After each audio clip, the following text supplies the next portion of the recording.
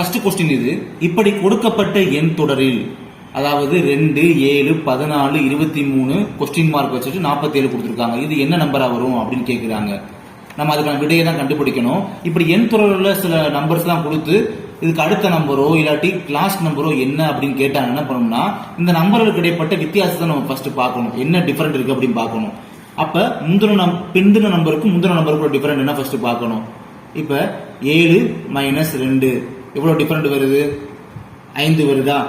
அதுக்கப்புறம் இந்த நம்பருக்கு இந்த நம்பருக்கு டிஃபரெண்ட் பார்க்கணும். ஃபர்ஸ்ட் இதுக்கும் பார்த்தோமா. இப்ப இந்த நம்பருக்கும் இந்த நம்பருக்கும், பிந்தின நம்பருக்கும் முந்தின நம்பருக்கும் 14ல 7 போச்சுன்னா 7, 23க்கும் 14, 23ல 14 போச்சுன்னா எவ்வளவு? 9. இங்க பாருங்க, இதுக்கு டிஃபரெண்டா பாருங்க. 5, 7, 9 வருதா? அப்ப 2 2 கூடுது. 5ஓட 2 கூட்டினா 7, 7க்கு 9 டிஃபரெண்ட் வந்து 2. அப்ப இங்க என்ன ஆன்சர் வரும்? 9ஓட 2 கூட்டினா 11 இங்க கிடைக்கணும். அப்படிதானே? அப்ப நமக்கு இங்க கொஸ்டின் மார்க் இருக்கு. இந்த நம்பர்ல இருந்து இந்த நம்பரை கழிச்சாதான் 11 கிடைக்கும். இந்த நம்பர்ல இருந்து இந்த நம்பரை கழிச்சாதான் 23 கழிச்சாதான் 11 கிடைக்கும். இப்ப இந்த கொஸ்டின் மார்க் உள்ள நம்பரை கண்டுபிடிக்க என்ன பண்ணலாம் பாத்தீங்கன்னா, இப்ப -23 ஈக்குவல்ட்டுக்கு அந்த பக்கம் போச்சுன்னா என்ன வரும்? +23 மாறுமா?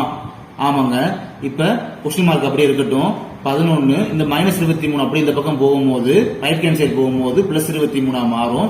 அப்ப ரெண்டையும் கூட்டினா 34. இந்த கொஸ்டின் மார்க் நம்பர் வந்து 34. ஏன்னா செக் பண்ணி பார்ப்போமா, கிராஸ் செக் பண்ணி பார்ப்போமா?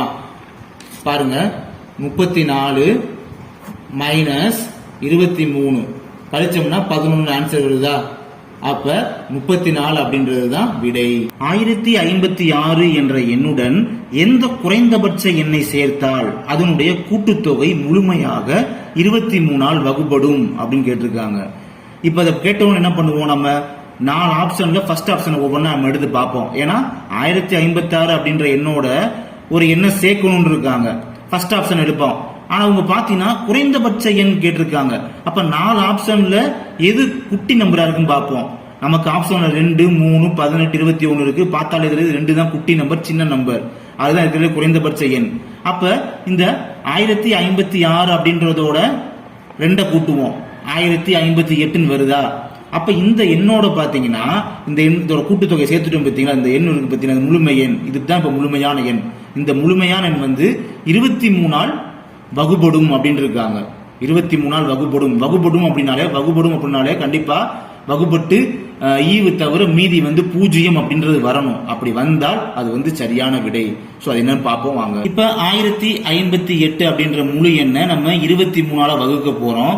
அப்ப 100க்குள்ள இந்த 23 அப்படின்றது வரணும். அப்படின்னா எத்தனை வரும்? 4 23 வருமா? 4 23 92 வரணும். ஓகேங்களா? 92 வரும். உங்களுக்கு சரியா தரனா கொஞ்சம் பிரிச்சு கூட பாத்துக்கோங்க. 23 × 4 பெருக்குனீங்கன்னா 92 வருதா? அப்ப அந்த மாதிரி போட்டுக்கோங்க. 4 23 92. 105ல 92 போச்சுன்னா எவ்வளவு மிச்சம்? 13. இந்த 8 அப்படியே கீழே இறக்குறோம். 138. இந்த 138க்குள்ள எத்தனை 23 அடங்கும்? 6 23 அடங்குமா? 6 23 எவ்வளவு? 138. அப்ப 138 130 போச்சுன்னா 0. இந்த 0 ஆன்சர் வந்துருச்சா? 0 அப்படின்றது வந்துருச்சு. அப்ப ஆன்சர் 2 தான் கரெக்ட் ஆன்சர் ஆப்ஷன்ல உள்ளது. உங்களுக்கு வகுக்கல் தெரியல அப்படின்னா கொஞ்சம் பெரிய கூட சைடு கேப்ல பாத்துக்கோங்க. கிராஸ் செக்கிங் மாதிரி 23 × 6 பெருக்குனா பாத்தீங்கன்னா 8 மிச்சம் 1 12 1 13 138 வருதா? இப்படி கூட நீங்க பெருக்கி பாத்துக்கலாம் ஒவ்வொன்றா கூட. ஆன்சர் பாத்தீங்கன்னா உங்களுக்கு முழு 0 அப்படின்றது மீதி தொகை கிடைச்சிருச்சு. உங்களுக்கு ஆன்சர் வந்து அப்ப மிகச்சிறிய எண் வந்து 2 தான் கரெக்ட். 2ஐயும் கூட்டினா 1058. இதை வகுத்தால் உங்களுக்கு பாத்தீங்கன்னா என்ன சொல்லியிருக்காங்க? 23ஆல் வகுப்படும் அப்படின்னு இருக்காங்க. 23ஆல் வகுப்பட்டிருக்கு, 0 கிடைச்சிருக்கு. அப்ப 2 என்பதுதான் சரியான விடை.